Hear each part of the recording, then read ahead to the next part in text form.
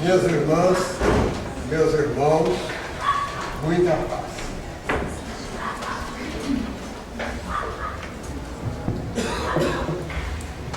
Barra Mansa é difícil de chegar.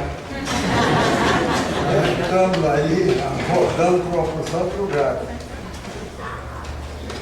Até acho que os bons espíritos ajudaram muito, porque também ajudam vocês aqui, né? Com essa confusão de rua aí. Tá? Nós vamos falar de Jesus e de Kardec. Jesus veio à Terra depois de uma longa espera do povo judeu. Se você olhar lá no Velho Testamento, vai ver que os judeus esperavam Jesus geração após geração, pela esperança de vir um emissário de Deus para libertar o povo judeu. Porque, de um modo geral, eles pensavam que Jesus viria como um guerreiro para expulsar os romanos. Né? Todo mundo sabe que os romanos dominavam a Judéia, recebiam impostos pesados, e ninguém gosta de pagar imposto, né? Desde aquele tempo. Então eles sonhavam que viria o Salvador, o Libertador, etc. Há uma porção de passagens lá no Novo Testamento. E havia ainda outra afirmativa que eles defendiam, que o grande profeta Elias voltaria para preparar os caminhos do Messias. Eu não sei como é que o pessoal que não é espírita nega a reencarnação. Está lá com clareza. Elias voltaria para preparar os caminhos do Messias. Tanto que João Batista, que nós sabemos que foi a reencarnação de Elias, conforme está lá no livro do Evangelho de João, no capítulo 21, quando João Batista, andando pela rua, perguntaram a ele: tu és o Cristo? Ele disse não. Tu és Elias? Ele disse não. Aí as pessoas que negam a reencarnação dizem: está vendo? Ele falou que não era. É claro que ele não era, ele não lembrava. Ele não podia nem lembrar, porque quando ele foi Elias, ele mandou, patrocinou a degola dos sacerdotes que eram protegidos pela rainha Jezebel. Né? Aí, como Elias, como ele conseguiu lá um fenômeno mediúnico que incendiou uma lenha e tal e coisa, aí ele patrocinou a degola dos sacerdotes que eram ligados à rainha Jezebel. Ele não podia lembrar que ele tinha sido Elias, João Batista, porque senão ele não teria moral. Qualquer um ia falar para ele: mas você já patrocinou a morte de muita gente e tal. Então ele falou que não era ele. Então Jesus era esperado, como era esperado aquele que viria preparar os caminhos do Messias. E Jesus vem até, desapontou muito judeu que achava que Jesus viria como um guerreiro, como, eu falo brincando até, no cavalo alado, né, com a espada e coisa e tal. Jesus veio, filho de um carpinteiro, se tornou carpinteiro também, viveu uma vida humilde, sem registros históricos nenhum, até a idade adulta. No Evangelho, nós vemos lá no Evangelho de Marcos, ele já adulto, órfão de pai. José desencarnou quando Jesus era adolescente. Ele vai ao templo. Os judeus, o templo judaico, não vou dizer que parece muito com o centro espírita, nós é que parecemos com eles, porque eles são mais antigos. Tá? O templo judaico é simples, não tem imagens, não tem pinturas, é muito simples, né? Quase como um auditório espírita mesmo. E o judeu tem o seguinte: tem o rabi que vai lá na frente, o rabino que vai lá na frente e faz uma leitura, e faz uma preleção, mais ou menos como o espiritismo. Só que não tendo o rabino ali, qualquer homem pode tomar o livro sagrado, a Torá, ler e fazer uma explanação. E lá no Evangelho de Marcos, no capítulo 6, dos versículos 2º e 3º, eu faço questão, porque de vez em quando tem gente anotando e coisa e tal, de falar, dar referência. Diz que Jesus chegou lá e foi falar, leu a Torá e fez uma explanação. E foi tão brilhante que os grandes que estavam lá viram e disseram: quem é esse? De onde ele vem essa sabedoria? Não é esse o carpinteiro, filho de Maria? Seus irmãos, suas irmãs não estão aqui conosco? Quer dizer, mostrando que não era um estranho, era uma pessoa dali da cidade, que ninguém sabia. Jesus fez uma explanação brilhante lá, etc. O registro que a gente tem. E aí Jesus passou, logo em seguida começou a sua missão, curando, amparando, ensinando, mas longe dos templos. Raros são os registros no Novo Testamento que Jesus foi ao templo. Ele ia ao templo, sim, porque ele tinha de ir como judeu, porque senão iam falar: é um herege, sei o que, deixa pra lá. Mas ele não chamou, não há nenhum registro no Novo Testamento que eu conheço de ponta a ponta, de Jesus chamando, conclamando as pessoas para o templo. Porque Jesus veio trazer uma nova dimensão à ideia religiosa do mundo, ensinando a religião na vida e não no templo. Ele curava, amparava, ensinava, longe do templo. Qual é o documento mais comentado que se tem das mensagens de Jesus? Sermão da Montanha. E o próprio nome diz, ou Sermão do Monte. Onde que ele fez o sermão? Está lá registrado no Evangelho de Mateus, nos capítulos 5º, 6º e 7º. Todo o sermão. Foi lá na montanha, em plena natureza. Ele deixou o maior documento religioso do cristianismo, foi dado na montanha, no monte. E lá nós temos ensinamentos assim, profundos. Eu vou citar aqui alguns deles. Então Jesus não trouxe uma religião para o templo, trouxe para a vida, ou para o lar. É muito claro isso. É um posicionamento religioso que o Espiritismo, quase 2 milênios depois, vem trazer de volta essa ideia de Jesus. Então Jesus ensinava, pregava, amparava, consolava, confortava, longe do templo. Tem passagens de Jesus no templo curando gente, mas não era habitual, não era habitual.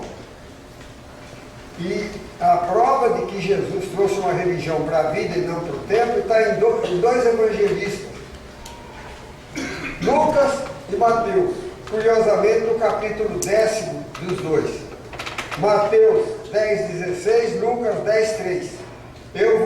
Falando para os discípulos, eu vos mando como ovelhas no meio de lobos. O que ele quer dizer com isso? Vocês não fiquem aqui dentro de casa, fazendo orações, etc e tal. Vocês têm que enfrentar a vida aí fora. Jesus trouxe então uma religião para a rua, para o lar, para a fábrica, para qualquer lugar onde a criatura humana se manifestasse. Não dentro do templo. Dentro do templo. É muito claro isso em Jesus. E lá no Sermão da Montanha, registrado por Mateus, no capítulo 6º, no versículo 6º, tem o ensinamento de Jesus que foi deixado de lado pelas religiões cristãs. As religiões cristãs que se desenvolveram 2 milênios depois de que Jesus partiu da terra, não falam nisso. Quem foi de outra religião aí deve lembrar. Eu nunca fui, porque eu sou espírita desde que nasci. Mas conheço o Novo Testamento também há muitos anos. Mateus 6,6. Olha o que Jesus diz. Quando quiseres orar, entra no teu aposento e, fechada a porta, ora ao teu Pai em secreto, e o teu Pai que tudo vê em oculto te atenderá. O único lugar que Jesus recomendou a oração como lugar foi de lá. Mas que as religiões procuram trazer para o templo, para adorar a Deus, casa de Deus, como o resto fosse casa do diabo, né? Casa de Deus, etc. Aquela mística que envolve a pessoa fica encantada, mas não raciocina, não pensa, não analisa. E o outro, eu falei Mateus 6,6. Mateus 6,7 é o ensinamento de Jesus que é desobedecido por quase todas as religiões. Um ensinamento desobedecido. Jesus diz o seguinte: não sereis ouvidos pelo muito repetir. E o que é que a maioria das religiões ditas cristãs ensina? Uma repetição, repetição, repetição. Não sereis ouvidos pelo muito repetir. Mateus 6,7. Eu até na minha vontade de fazer uma piadinha, falo assim, porque Deus não é surdo nem distraído, você não precisa ficar repetindo para ele. Falou uma vez, está falando. Por que você fica comentando? Se fosse eu, falo, chega, já falou uma vez, né? Mas tem gente que repete. Essas são práticas alienantes, que a pessoa fica envolvida, como que hipnotizada, pelo fato de ficar repetindo, acha que está se santificando. Né? Não. Para e pensa. E vou contar um segredo para vocês. Eu acho que a fé raciocinada de que o Espiritismo se ufana, fé raciocinada, né? Conforme Kardec coloca lá na folha de rosto do livro O Evangelho segundo o Espiritismo, fé inabalável só é aquela que pode encarar a razão face a face em todas as épocas da humanidade. E nós falamos, fé raciocinada, Espiritismo, não, fé raciocinada começou com Jesus. É que os teólogos deixaram de lado o raciocínio, só trouxeram a emoção. Porque Jesus nunca foi de encantar as pessoas, botar todo mundo chorando. E meus irmãos, louvemos a Deus até que leva um jeito. Eu devo ter andado por lá. Meus irmãos, louvemos a Deus, nosso Pai, que faz chover bênção sobre nós. Aquela coisa que a pessoa fica toda encantada, mas não pensa. Jesus falava manso, tranquilo, mas falava ao coração e falava à inteligência. Qual de vós é o homem que, tendo um filho, a pedir-lhe um pão, lhe dará uma pedra? Qual de vós é o homem que, tendo um filho, a pedir-lhe um peixe, lhe dará uma serpente? Algumas traduções puseram escorpião, não sei a diferença de peixe e escorpião, mas vai lá. Aí ele entra com o raciocínio. Isso aí é bonito, né? Pensar no pai, o amor do pai, pelo filho, mas aí ele entra com o raciocínio. Se sendo vós maus, dais o melhor que tendes aos vossos filhos, o quanto se dirá do Pai Celestial? Então faz uma comparação. Meu pai é bruto, é isso e aquilo, mas ele arranjou essa casa, traz comida aqui para nós, coisa e tal, ele vai me proteger. Agora, cara, como o pai que inventou o meu pai, deve ser melhor. Então põe a criatura a raciocinar. Olhai as aves do campo, que não semeiam, não colhem, nem guardam em celeiro, e Deus as alimenta. Não vos alimentará a vós, homens de pouca fé, fazendo a criatura pensar que há uma ideia superior que dirige a vida, que orienta a vida, desde que você esteja afinado. Olhai os lírios do campo, que não tecem nem fiam, e nem Salomão, em toda a sua glória, se vestiu como um deles. Você olha um lírio, aquela coisa maravilhosa, parece uma flor esmaltada. Aí você lembra, mas Deus vestiu esse lírio, não vai me vestir a mim? Aí então a criatura deita na rede e fala, então eu vou ficar por conta do papai do céu, né? Veste o lírio do campo. Mas no versículo 33 do capítulo 6 de Mateus, lá no Sermão na Montanha, ele diz o seguinte: buscai primeiramente o reino de Deus e a sua justiça, e todas essas coisas vos serão acrescentadas. Eu, ao longo da minha vida, eu nunca vi uma pessoa que estivesse no bem passar necessidade a ponto de passar fome, etc. Eu conheci pessoa que abandonou a religião antiga por amor ao espiritismo, não ficou esmolando não, chegou para ele até arrumar. Hoje é um empresário na Egiptória. mas ele passou da banda ruim.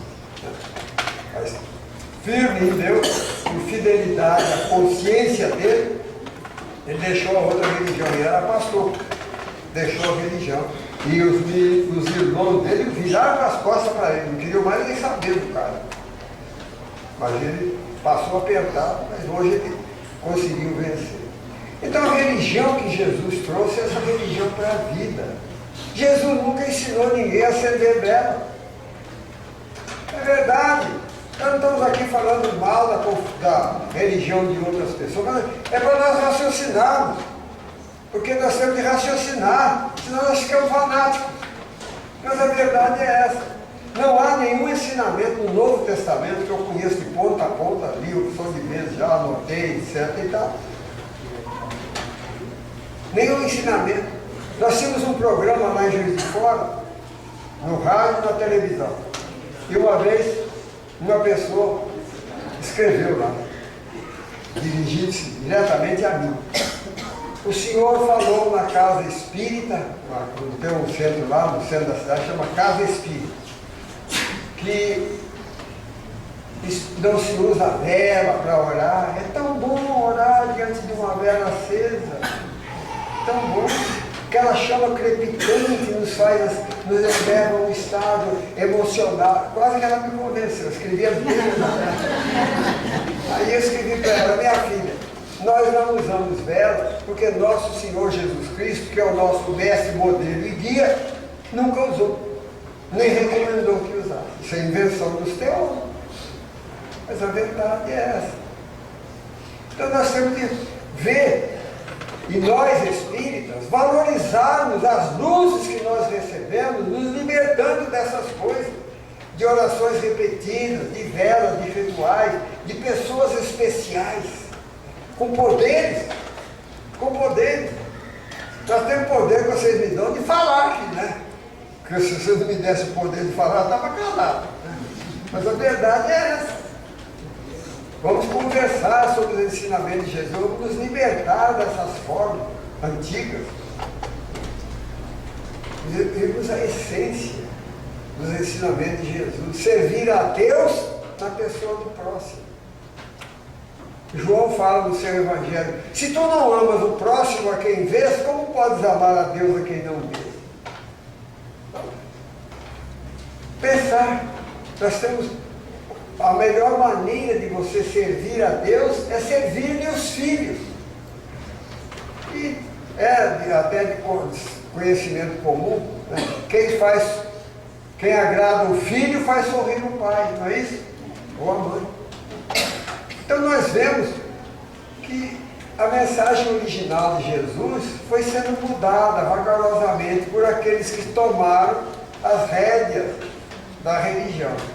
Depois que Paulo, o apóstolo, fez a sua vida toda pregando, etc., começaram a surgir os movimentos cristãos. E logo nos primeiros séculos inventaram o inferno de penas eternas.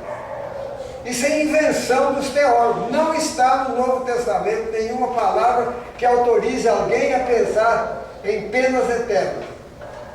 Lá no Evangelho, no Sermão da Montanha, Jesus fala: concilia-te com o teu adversário enquanto estás a caminho com ele. Ele fala, resolveu o problema aqui. E fala em sofrimento depois da morte, mas ele nunca falou de sofrimento eterno. Ele disse: de lá não sairá sem que tenhas pago o último centavo. Mas não falou em penas eternas, que tem torturado milhares e milhares de pessoas ao longo dos séculos, desde essa invenção nefasta dos teólogos que inventaram nos primeiros séculos do cristianismo. Lá pelo século VI, no ano de 595, conforme está no livro Céu e Inferno, que muitos espíritas não leem, está lá que foi inventado o purgatório. O purgatório, que também foi banido de certa parte do movimento cristão pelos protestantes há 500 anos atrás. Agora, dia 31 de outubro do ano de 2017, o protestantismo fez 500 anos, dia 31 de outubro. E um padre protestante, Martinho Lutero, um padre católico, Martinho Lutero, se insurgiu contra o purgatório, né, que era o mercado. Então acabou o purgatório. Para o protestante não tem purgatório. Mas também não andaram muito, não. Porque para o protestante, o católico disse, né, morre, vai para o purgatório, pagar os pecados, para ir para o céu. O protestante não admite o purgatório. Morre e vai dormir, até o dia do juízo final. Dia do juízo final, os bons vão para o céu e os maus para o inferno, para sempre. Isso aí também não encontra respaldo nos ensinamentos de Jesus, que Deus é amor. Como é que o amor pode mandar uma criatura ficar servindo de churrasco para o capeta eternamente? A verdade é essa.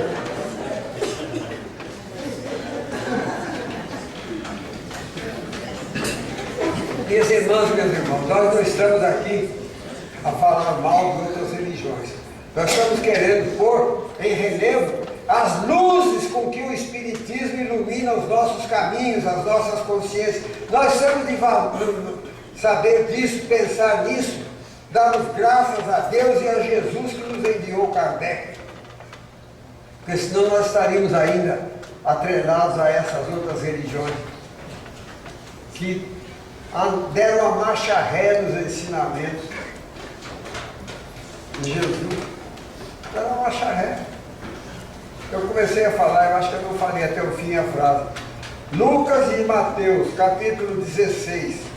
Lucas 10, 3, Mateus 10, 16, 10, 16. Ele diz o seguinte: eu vos mando como ovelhas no meio de lobos. Trouxe uma religião para a vida, não para o tempo. Religião para o lar, para a rua, para o local de trabalho, etc. Mas essa mensagem, como nós dissemos aqui, em linhas gerais, sem querer atacar essa ou aquela religião, mas é um fato histórico, perfeitamente constatável por qualquer criatura. Por isso, Jesus sabia para quem ele estava entregando seus ensinamentos. Sabia que era para a humanidade que iam desfigurar. Por isso ele diz, lá no Evangelho de João, no capítulo 14, 16, ele diz o seguinte: ainda tenho muito a vos dizer, mas não podeis suportar agora.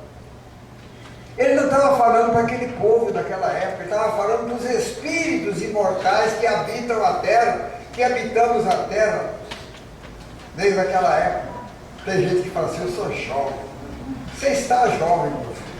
Você já foi velho como eu e vai ficar velho também como eu, se chegar lá. Nós somos espíritos milenares.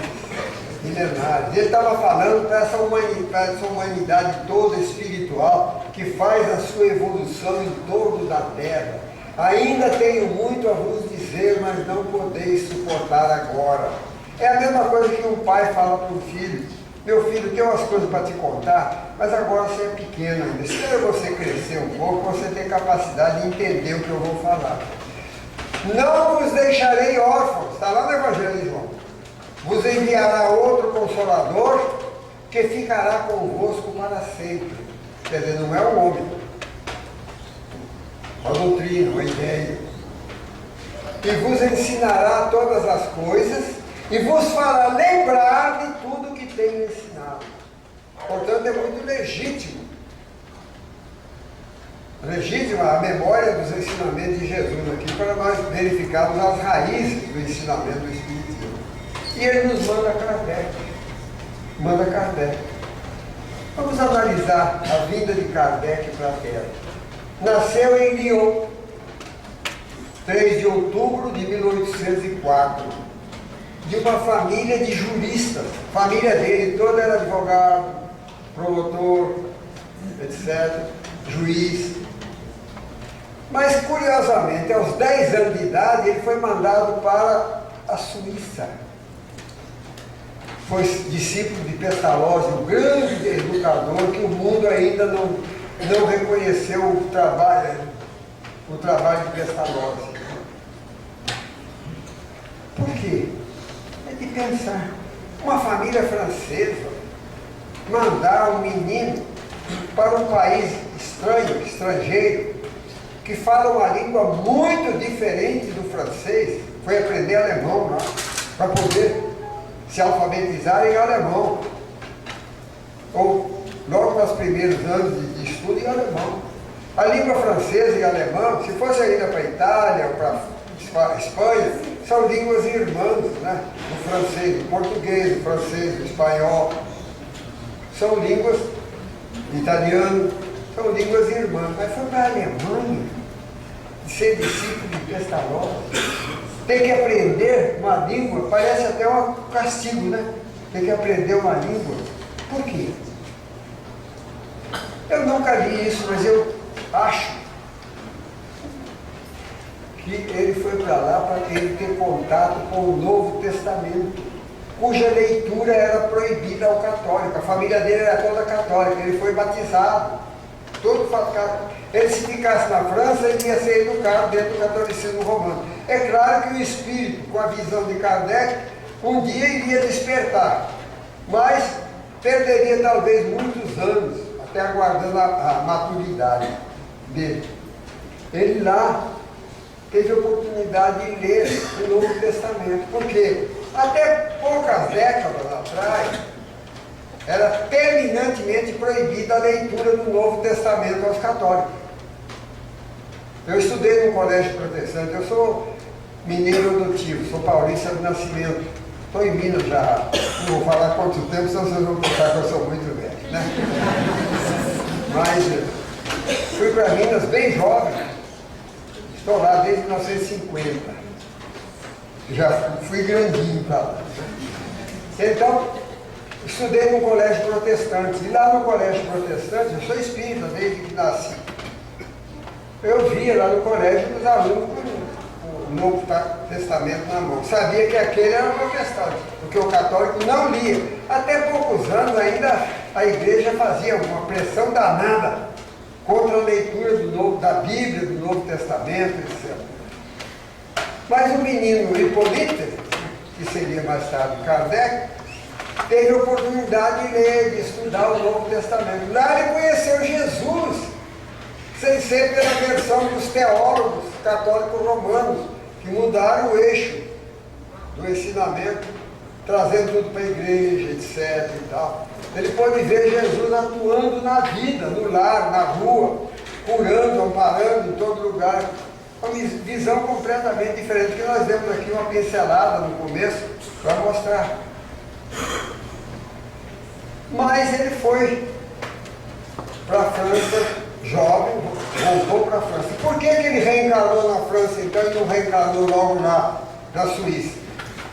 Porque Paris era a cidade luz, cidade divulgadora de cultura no mundo. Era o centro de cultura. Os grandes pensadores da época se concentravam em Paris. E ali ele ficou.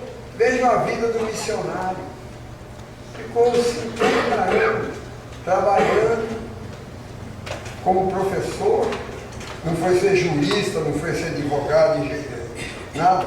Ficou como professor, trabalhando, tendo escrito já 13 obras publicadas na França, obras variadas. Tem até uma obra para o livro de auxílio às mães para ajudar a ensinar os filhos em casa.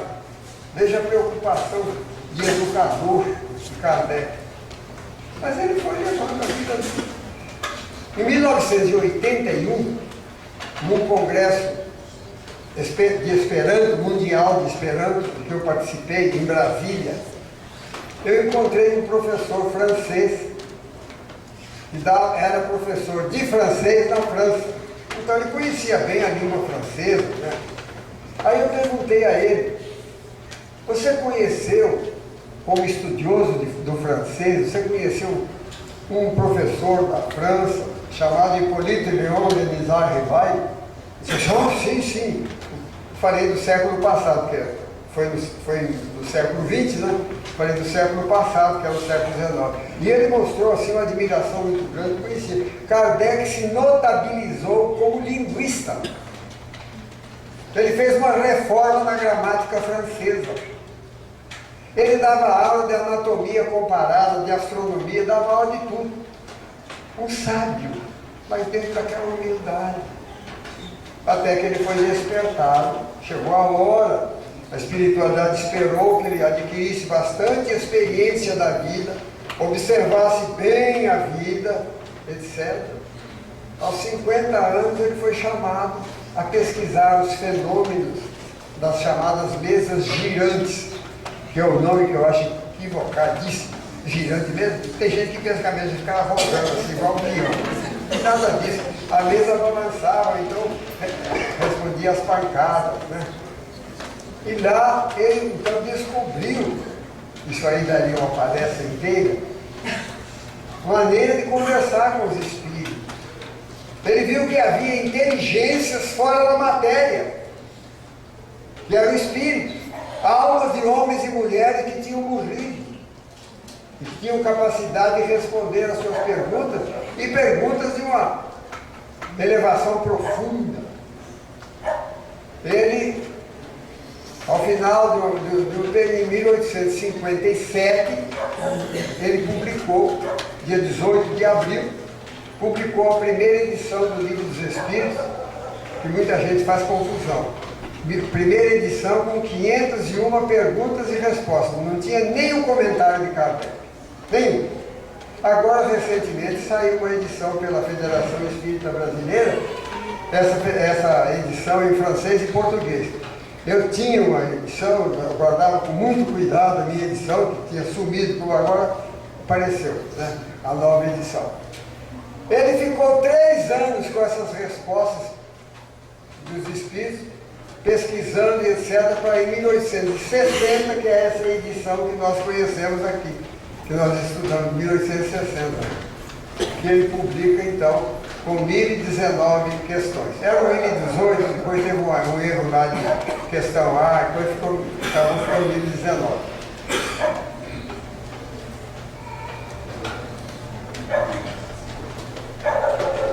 E Kardec conhecia profundamente os ensinamentos de Jesus, ele pôde dialogar com os espíritos, não questões teológicas, de templo, de como é que devia fazer, devia vestir, como é que devia ser a hierarquia, quem era o presidente, não. Ele foi discutir a aplicação dos ensinamentos de Jesus à vida, em todos os lugares.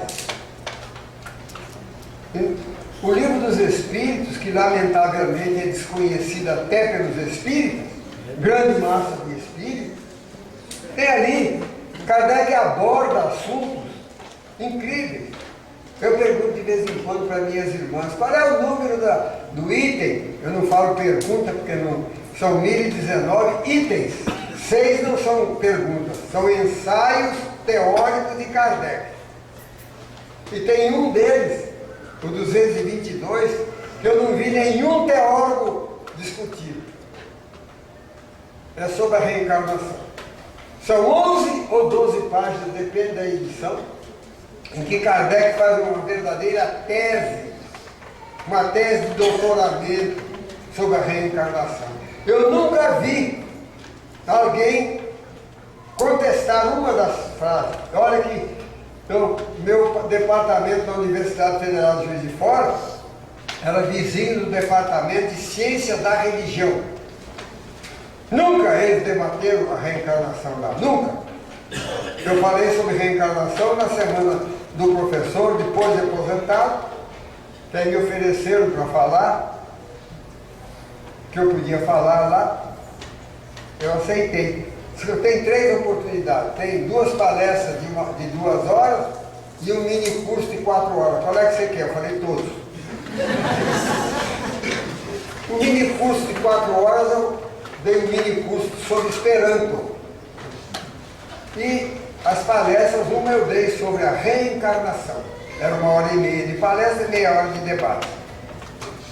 e a outra era a imortalidade da alma. A reencarnação eu falei 1h30, só houve perguntas, ninguém debateu, contestou nada, queriam mais esclarecimento. Mas o Departamento de Ciência da Religião não falava isso. A palestra sobre imortalidade da alma, aí eu fui meio atocho, né? Fui com o Novo Testamento na mão e com as transparências. Naquele tempo não tinha data show, não. Hoje está muito fácil data show. Era transparência.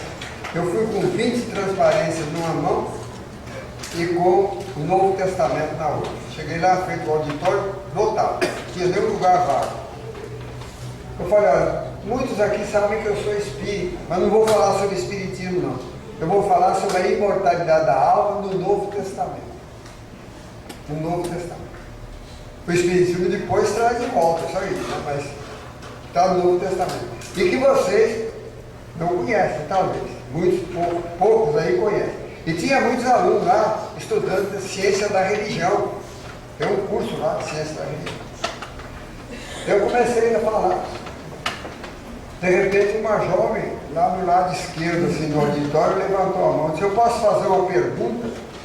Eu devia dizer a ela que, sei lá, você guarda a pergunta para a hora do debate. Era 1h30 de palestra e meia hora de debate. Só que eu esqueci da meia hora, fomos fazer debate no corredor. Falei 2 horas. Mas ela me perguntou o seguinte, eu sou católica, apostólica, romana e sigo a minha religião com seriedade. Como é que nunca me falaram isso? Falei, minha filha, sua pergunta é excelente. Agora está dirigida à pessoa errada. Você deve perguntar a quem orienta você sobre religião. Que eu estou falando aqui da primeira carta de Paulo aos Coríntios, no capítulo 15. Que Paulo fala exatamente do corpo espiritual. Ele fala da imortalidade da alma e da existência do corpo espiritual. Mas a verdade é essa. Não há. Por isso o Departamento de Ciência da Religião nunca quis discutir lá sobre me chamar para falar. Eu era professor lá, colega dele. Eles não chamavam, não falavam, eu também não vou procurar. A verdade é essa. Hoje talvez até eu procurasse, né? Porque você vai ficando velho, ficando meio atrevido. Né? Mas a verdade é essa. Então, Kardec, dialogando com os espíritos, ele mostra que o Deus que a religião ensinava até aquela época era menor do que a ciência mostrava. A ciência já tinha mostrado a infinitude do universo. E o pensamento religioso ainda no tempo de Kardec não estava explicitamente falado, mas subrepticiamente se entendia como aquele Deus terreno, aquele Deus medieval. E Kardec vem e pergunta, o que é Deus? O que é Deus? Não perguntou quem é Deus, o que é Deus? Quem pressupõe pessoa? Deus não é pessoa. O que é Deus? Eu fiz essa palestra lá no seminário de Santo Antônio, formador de padres lá em Juiz de Fora. E quando me pediram para fazer uma palestra, eu fiz 6 horas de palestra. 3 sessões de 2 horas. Mas a primeira eu botei lá. Que nós não temos condição de entender o que é Deus. Eu disse, a Via Láctea, essa na qual nós estamos inseridos, essa nebulosa, para você percorrê-la de ponta a ponta, você gasta 100.000 anos viajando à velocidade da luz. Eu falei, como é que pode caber numa definição minha, o autor disso tudo? O autor disso. Aí o seminarista lá ficava recalado. Pensaram que eu fosse lá falar de magia, essas coisas, né? Despacho, qualquer coisa. Né? Eu comecei, entrei de sola mesmo, já. Aí, peraí, e o camarada sentado lá, mas esparramado na cadeira, quando eu comecei a falar, ele começou a se alinhar. Falei às 4 horas, aí não acabei de expor a doutrina espírita, pedi mais 2 horas, eles me deram as 2 horas. E no último dia eu tive que falar, ninguém pergunta nada. deixa eu acabar de falar, porque eles não deixavam falar pergunta séria, foi brincadeira, tudo sério. Nós não avaliamos, a verdade é essa, nós não avaliamos as luzes que o Espiritismo traz sobre nossas vidas, graças a Kardec. Kardec reinsere na vida os ensinamentos de Jesus que tinham ficado trancados no templo. Kardec abre as portas do templo e joga o Evangelho na vida. Discute no Livro dos Espíritos temas da vida, não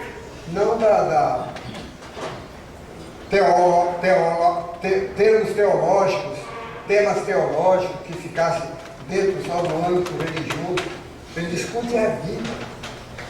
A lei, a parte mais encantadora para mim do Livro dos Espíritos é a terceira parte, das leis morais. Ele começa discutindo ali a lei de adoração, mostrando que a oração não é reza. E de quebra eu falo, espírita não reza. Espírita não reza. Espírita ora, que é uma diferença fundamental. Porque rezar é uma palavra que nos veio do latim, da mesma origem de recitar.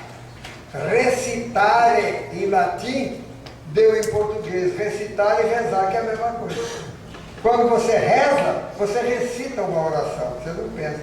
Não entra o seu pensamento, o seu sentimento. É igual a batatinha, vocês conhecem a batatinha? O pessoal fala, batatinha quando nasce, esparrama pelo chão. A menina quando dorme põe a mão no coração. Bonitinho para a criancinha falar, né? Mas que é uma bobagem de todo tamanho, velho. Que a batatinha não esparrama nada. Ela espalha a rama pelo chão. Vocês já viram rama de batata pelo chão? A batata está lá embaixo. A batatinha não esparrama. São os ditados que as pessoas repetem. Quer outra coisa? Que cor é? Cor de burro quando foge. Não é cor de burro. Burro não muda de cor quando foge. Cor de burro quando foge, porque senão ele passa em cima da sua. Querem outra? É a cara do ciclano. Ó, rapaz, é a cara dele, escarrado e cuspido. Vocês já ouviram falar isso? Isso é uma tolice muito grande. É em Carrara esculpido. Carrara é um mármore italiano muito próprio à escultura. Então, em Carrara esculpido. O cara hoje, mais ou menos, fala escarrado e cuspido. E tem gente que faz as orações desse jeito, sem pensar naquilo que faz. Por aí, por isso que disse que Jesus, quando recomendou a oração lá, entra no teu aposento e fechada a porta. Fechar a porta por quê? Para não entrar o cachorro, se for na roça uma galinha, entra lá dentro da... Você está rezando, vai aí cachorro, continua rezando. A oração dentro da... Kardec fala isso, na lei de adoração. É uma conversa que você tem com a alma. E por aí vai. São 11 leis, eu não vou discutir aqui, daria um seminário no dia inteiro. Kardec fala da lei do trabalho. Lei do trabalho. Qual a religião que no século XIX defendia o trabalhador? Nenhuma. O trabalhador era sulcado até a morte, ou até ficar velho, reumático, sem poder trabalhar. Ele era jogado fora do mercado de trabalho. Não havia nenhuma lei, nenhuma religião falava em favor do trabalhador. E Jesus já tinha falado lá no seu evangelho, o trabalhador é digno do seu salário. Nenhuma religião falava, os poderosos dominavam. Religiosos iam para o templo, cumpriam suas obrigações religiosas. Não havia um questionamento religioso em nome de Jesus. Mas Kardec põe lá, capítulo 3, Lei do Trabalho. E ele diz, pergunta aos espíritos, ele não perguntou para ilustração pessoal, ele com a sua humildade, ele perguntou muita coisa que ele tinha resposta, mas para ficar a palavra dos espíritos. Qual a responsabilidade daquele que impõe excessivo trabalho aos que lhe são subordinados? E dizem os Espíritos, incorre responsabilidade pesada perante Deus aquele que, usando do seu poder, do seu dinheiro, impõe excessivo trabalho ao seu subalterno. Primeira voz que se levantou em favor do trabalhador. E muitos espíritos nem sabem disso porque não leem o livro dos Espíritos, né? O que fazer com o velho que doente, sem forças, não tem família para sustentá-lo? Porque o velho morria nos asilos, morria na rua. Diz lá, o forte deve trabalhar pelo fraco, a sociedade deve fazer o papel da família quando esse não a tem. Está lá no livro dos Espíritos. Isso em 1860, que é a edição definitiva do livro dos Espíritos. Só em 1894, 34 anos depois, saiu uma encíclica papal chamada Rerum Novarum, que é tida pelos católicos como a primeira voz que se levantou em favor do trabalhador. Não, senhor. A primeira voz que se levantou em favor do trabalhador foi Kardec em 1860. Lei dos Trabalhos, está lá no livro dos Espíritos. Por isso a gente precisa estudar, ler o livro dos Espíritos, não para jogar na cara dos outros qualquer coisa, não. Mas é para quando a pessoa falar, você, com um jeitinho, você fala, ó, meu amigo, não é 94, não. Em 1860, Kardec já falou isso. Né? As mulheres. O que era a mulher do movimento cristão, nas religiões ditas cristãs até Kardec? Subalterno. A mulher servia para lavar os panos lá do altar, para limpar o templo, tirar a poeira, etc. e tal. Mulher não tinha. Havia até objetos de culto. Eu nunca fui católico, mas eu orientei que mulher não tinha direito de pegar. Isso há 50, 60 anos atrás. Mulher não podia pegar do altar. A mulher era serva nas religiões cristãs. Eu pergunto para minhas irmãs aqui, qual é a pergunta que Kardec faz sobre o direito da mulher no livro dos Espíritos?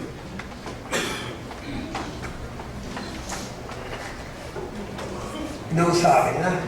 817, Kardec pergunta, aquela época, que hoje nós estamos vivendo aí, a época dos direitos das mulheres, etc. Mas ponha cento e tantos, mais de 150 anos atrás.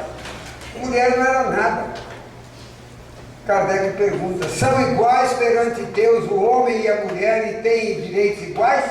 Ele não perguntou para a ilustração dele, porque pelo fato já dele perguntar, ele já tinha a posição dele. E os Espíritos respondem com outra pergunta. Não tem ambos a inteligência do bem e do mal e a capacidade de progredir? Por que você está fazendo essa pergunta? E aí Kardec faz um estudo sobre o papel da mulher e o papel do homem. Mas o homem não é fácil, não, né? Kardec fez a pergunta que muitos homens faziam. Terão tamanho, o mesmo valor as tarefas deferidas à mulher do que aquelas deferidas ao homem? Quer dizer, o que a mulher faz no mundo tem o mesmo valor que o homem faz. Isso é uma pergunta bem machista, né? Homens doidos para fazer uma pergunta dessa. Ele botou na boca do homem, na boca da mulher as perguntas. Ele conhecia o mundo, ele sabia. E os Espíritos respondem. São iguais, né? Tem o mesmo valor as tarefas deferidas à mulher que aquelas deferidas ao homem? Sim, e maiores até. Aí os machistas até repetem. Está lá. É ela quem lhes dá as primeiras noções de vida. A mãe é a primeira educadora da humanidade. Por isso que esse mundo está meio de perna para o ar, porque a mulher parece que perdeu um pouco o endereço de educadora que deveria ser. Né? Está embarcando no discurso transviado do homem. Está embarcando. Daí, a mulher é educadora. E no meu tempo, de jovem, de criança, a gente ouvia dizer, quando via um sujeito bem formado, homem direito, etc., o que você diria? Isso aí teve berço teve bênção. Bênção de quê? Bênção de madeira de lei, bênção de pinho, de ébano, de cedro, de ouro, de prata, não. Ele teve alguém que em torno do seu berço deu-lhe as primeiras noções de dignidade e de vida. A mulher é a grande educadora do mundo. Por isso eu quando vejo, não vejo novela, mas eu vejo pedaços de novela, porque eu vou ver o jornal, tem lá uns pedaços de novela. Eu vejo essas barbaridades que a televisão está, e a degradação da mulher, e do homem também, mas do homem não me chama atenção, porque o homem sempre foi marginalizado mesmo, né? O marginal. Mas a mulher, mulher mãe, a mulher esposa, a mulher avó, me entristece. Mas nós estamos caminhando num caminho de dores, de sofrimento, de tristeza para muita gente. E a televisão brasileira, principalmente, é a grande deseducadora do Brasil. Principalmente certa emissora aí. Se você não vê 10 minutos, eu às vezes olho, observo. Você não vê 10 minutos sem um beijo escandaloso, sem uma cena íntima, aí eu não vejo. Então nós temos que tomar cuidado com isso. Porque a nossa religião, o espiritismo, é para a vida, não é para o centro espírita, não. Não é para o centro espírita, é para a vida. Nós temos de aprender a levar o Evangelho para a vida, para o lar, para o trabalho, para a rua, para todos os lugares. Então Kardec vem trazer, vem discutir esses assuntos que nem os espíritas lembramos disso. O duelo era perfeitamente tolerado pelas religiões. Não havia pregação religiosa contra o duelo. No século XIX, o sujeito desagradava o outro, ele era desafiado para o duelo. Agora, eu sou um bom atirador, eu desafio o outro, porque eu sei que se pegar uma arma, eu vou matá-lo primeiro. As religiões, não havia pregação religiosa nenhuma contra o duelo. Não. Pena de morte. A pena de morte foi largamente usada pelo catolicismo romano na Inquisição. E só acabou a Inquisição em Portugal em 1825, poucos anos antes do Livro dos Espíritos. E não foi por iniciativa da igreja, não. Foi decreto da regência, que naquele tempo não tinha regência em Portugal. Aí acabou a Inquisição. A Inquisição tinha direitos absolutos de encarcerar as criaturas, etc. Então, não havia, por parte das religiões, uma campanha contra a pena de morte. Mas o Espiritismo está lá sobre a pena de morte. A escravidão. Nenhuma religião, nenhuma voz religiosa se levantava em favor da criatura que era tida como escrava, levando quase que uma vida animal, simplesmente porque tinha a pele de cor diferente. Nenhuma voz religiosa. O Livro dos Espíritos está lá, capítulo da escravidão. Os espíritas não conhecemos isso, não nos lembramos disso. Temos de lembrar disso, saber disso. As bandeiras que o Espiritismo levantou dentro do cristianismo. Depois, então, chegaram outras religiões, outras confissões religiosas que foram secundando, mas a iniciativa foi do Kardec. Nós precisamos, minhas irmãs e meus irmãos, lembrar disso, para saber, não para lançá-lo na face dos nossos irmãos de outras religiões, acusações, etc., mas para darmos graças a Deus e a Jesus pelas luzes que iluminam os nossos caminhos. Nós precisamos saber disso. Mas se nós fôssemos ficar aqui falando toda a obra de Kardec, ficaríamos o resto da noite. E nós estamos vencendo o nosso tempo. Né? Passamos 10 minutos depois das 9, porque também chegamos uns minutos depois. Agradecemos imensamente a atenção de vocês. Que Jesus nos abençoe e nos ampare.